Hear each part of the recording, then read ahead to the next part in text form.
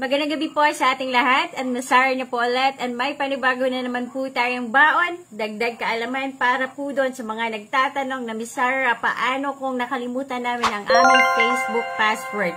Saan po namin siya hahanapin? Aba, tara, panoorin natin yung video para makita mo yung password mo at malagin ulit yung Facebook mo. Tara!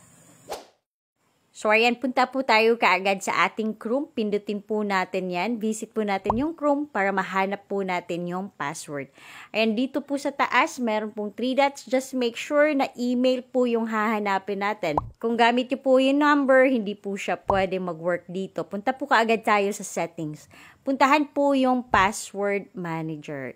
Ayan, hanapin po ninyo yung Facebook.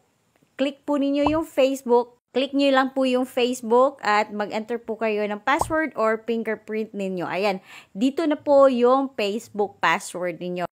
So, paalala po ulit, kung number ninyo ang ginamit nyo sa pag-sign in, hindi po siya pwede dito sa Gmail.